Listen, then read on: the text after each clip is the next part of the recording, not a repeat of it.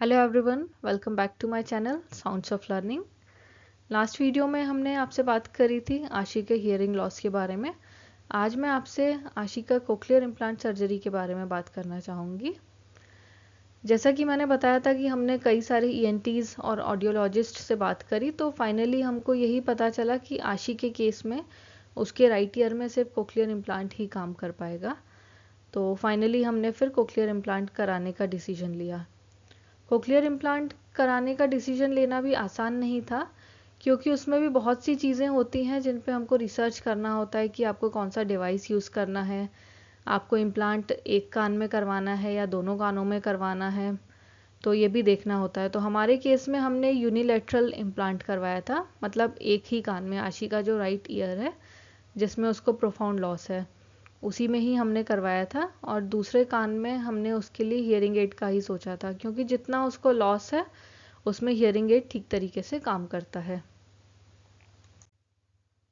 Cochlear implant कराने से पहले भी कुछ टेस्ट होते हैं जो हमको कराने होते हैं, जैसे कि एमआरआई होता है, सीटी स्कैन होता है, कुछ कंप्लीट ब्लड चेकअप्स होते हैं और वैक्सीनेशंस होती हैं, फॉर एग्जांपल मेनिंजाइटिस।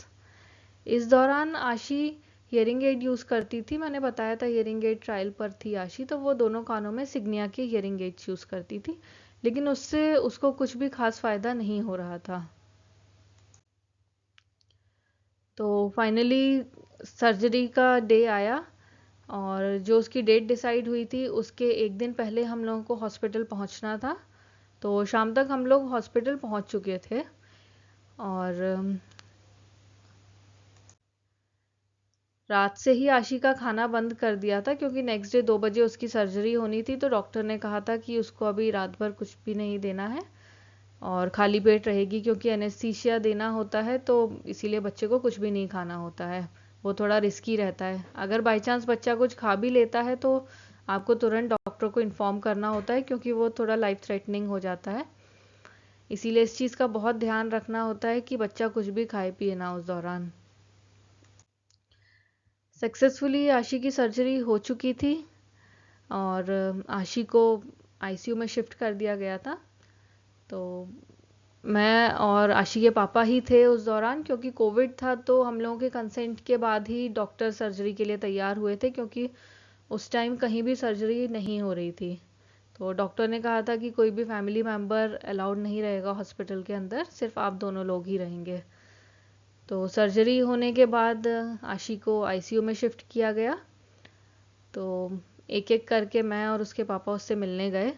तो जब मैं आशी से अंदर मिलने गई तो मैंने देखा कि आशी को वॉमिटिंग हो रही थी। वो पूरी तरीके से होश में नहीं थी, और आशी को वॉमिटिंग हो रही थी, तो उसको वॉमिट में ब्लड आ रहा था। तो मैंने तुरंत उसके पापा को बुलाया और बताया कि उसको ब्लड आ रहा है। तो हम लोगों ने डॉक्टर से बात की, तो डॉक्टर ने बताया कि मिडल ईयर और थ्रोट के बीच में जो यूस्टेशन ट्यूब रहती है वो पेट से डायरेक्ट कनेक्टेड रहती है। तो सर्जरी के दौरान ब्लड पेट में चला जाता है, तो वॉमिट में वो ब्लड आ सकता है। तो डॉक्टर के मुताबिक वो चीज़ नॉर्मल थी, लेकिन वॉमिटिंग उसको पूरी ओवरनाइट होती रही, और नेक्स्ट डे मॉर्निंग में 5 बजे के करीब उसको जो लास्ट वॉमिट हुई है उसके बाद ही वो आराम से सो पाई है।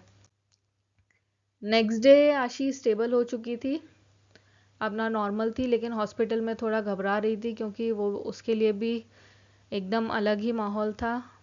उसका पहला एक्सपीरियंस था ऐसे हॉस्पिटल में इतने दिन बिताने का। तो आप देख सकते हैं कि वो फ़ोन देख रही है, लेकिन उसको बिज़ी रखने के लिए उस टाइम ये था कि जैसे भी वो बिज़ी रहे, थोड़ा सा एंगेज हो जाए, तो इसलिए उसको फ़ोन दिया हुआ था। हम लोगों ने शाम होते होते ये ऑब्ज़र्व किया कि आशी के फेस पे थोड़ा स्वेलिंग होना स्टार्ट हो गई है। उसका एक साइड का फेस स्वेल होना चालू हो गया था, और वो रात तक होते होते बहुत ज़्यादा स्वेल हो गया।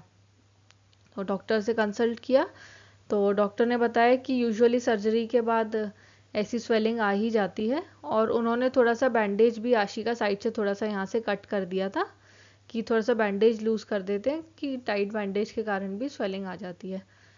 तो ये स्वेलिंग लगभग आशी को 2 दिन तक बनी रही।